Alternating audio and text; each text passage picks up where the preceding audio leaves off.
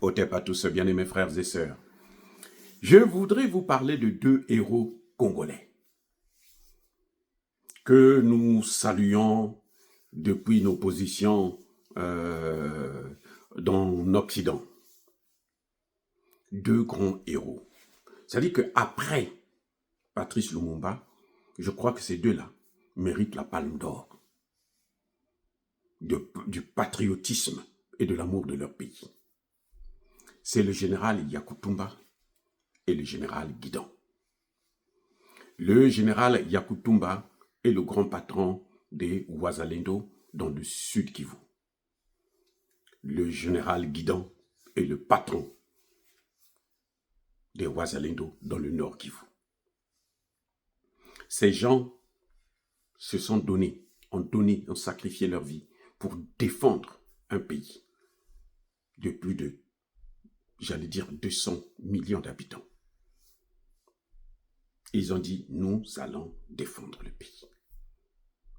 Ces gens, après cette guerre, après cet épisode macabre qui a été initié par Paul Kagame et ses alliés occidentaux, j'espère que le président Tshisekedi devrait les décorer, et surtout d'ailleurs, tous les Wazalendo devraient avoir un statut spécial de vétérans de guerre de la RDC. Ça, c'est vraiment mon souhait le plus absolu. On ne peut pas laisser ces gens-là comme ça. Après, bon, débrouillez-vous, allez-y dans l'air, essayez de... débrouillez-vous pour vivre. Non. Ça, ce serait une ingratitude étatique que personne ne tolérerait. Donc, je parlais du général Yakutumba et du général Guidon. Pendant que le général Guidon organisait ses troupes dans le nord Kivu, le général Yakutumba n'a jamais cessé les combats. Et Kabila est passé par, je pense que c'est par l'Ouganda qu'il était rentré, à Uvira, parce qu'il a l'habitude de venir à Goma, dormir chez lui tranquille. Mais maintenant, là, au moment où je vous parle, il ne peut pas venir là-bas, puisque Nanga lui-même a fui. Alors, le général, plutôt Kabila, rentre jusqu'à Uvira avec des valises d'argent pour donner aux traîtres congolais, pour dire, demander la tête du général Yakutumba. Ils n'ont pas pu. Beaucoup ont refusé. Et Kabila lui-même se cachait, parce que si on l'avait vu, il serait envoyé au repos éternel. Il se cachait. Mais il est venu expressément pour neutraliser cet homme, parce que c'est un pilier de ce qu'on appelle les Wazalendo. C'est un pilier. Il y a des gens qui vont vous dire que ce sont les Américains. Non, ce n'est pas les Américains qui sont en train de libérer le Congo. Les accords entre les États-Unis et l'Amérique, ils sont encore en train de négocier jusqu'aujourd'hui. Je vous ai dit, l'envoyé spécial de Trump est venu au Congo. Il a rencontré les Tutsis qui vivent au Congo. Il les a rencontrés. Pourquoi? Dites-moi pourquoi. Le Congo compte plus de 400 ethnies originaires du Congo. Vous comprenez? Pourquoi rencontrer les Tutsis qui ne sont pas originaires du Congo, qui sont venus, qu'on a reçus et qui sont en train de nous faire rendre la vie difficile? Vous savez pourquoi Nanga a occupé Goma et Bukavu? Mais c'est à cause de ces Banyamulenge-là. Ce sont eux qui ont ouvert la porte.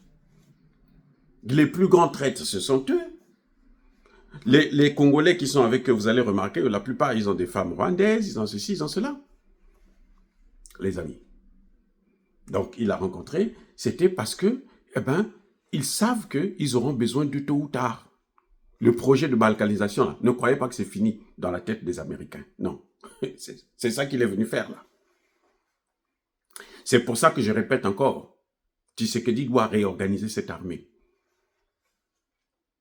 En tout cas, maintenant, de plus en plus, on voit que beaucoup de FARDC sont en train de devenir des patriotes, et ça c'est une bonne chose, mais en tout cas, les Wazalendo ne devraient pas être négligés, notamment le général Yakutumba et le général Guidan. Il faut un statut spécial pour tout Wazalendo après cette guerre. Parce que ce qu'ils ont fait, ça doit rentrer dans les annales de l'histoire. On n'a jamais vu ça dans l'histoire de l'humanité. C'est un cas exceptionnel. Vous savez, les volontaires au Burkina Faso, ils ont été recrutés par le gouvernement. Et ils ont un salaire. Peut-être pas celui de militaire, mais ils ont un salaire. Eux, ils n'ont pas été recrutés, ils n'ont pas été organisés, ils n'ont pas été appelés. Ils se sont décidés, ils se sont auto-organisés pour défendre la patrie et ils le font avec beaucoup d'efficacité et de succès. Donc, ce sont des gens géniaux. Je les adore, ils sont particuliers. Et les hommes et les femmes qui sont Wazalendo, ce sont des grands. Quand je dis grand, c'est pas par rapport à l'âge, je dis grand par rapport à la pensée, par rapport à c'est-à-dire que il y a des ministres dans le gouvernement de Tshisekedi qui trahissent le Congo. Ministres, hein? Les conseillers autour de Tshisekedi, c'est même pas la peine. Vous leur donnez 1 centime, là, ils sont tombés. On a tenté de corrompre le général Yakutumba, le général Guidan, pour qu'ils puissent calmer leurs troupes. Ils n'ont pas accepté ça. Et pourtant, ils pouvaient bien le faire comme les autres. Ils disent, bon, moi j'ai besoin d'une maison, j'ai envie d'envoyer mes enfants en France, en Belgique, aux États-Unis, au Canada, pour étudier dans leurs écoles, les fameuses soi-disant grandes écoles. Ils ne l'ont pas fait parce qu'ils ont l'amour du pays. Et ça, c'est à saluer. Les amis, encore une fois de plus, soyez bénis, abondamment bénis par le Dieu des Kémites et par nos ancêtres angélisés, mais que tous ceux qui persécutent le continent africain le pillent et le déstabilisent, qu'ils soient noirs, blancs, chinois, arabes, juifs, indiens ou qui qu'ils soient punis, maudits, foudroyés, neutralisés, écrasés, effacés par le Dieu des Kémites et par nos ancêtres angélisés. Vive l'Afrique éternelle, j'ai dit et j'assume.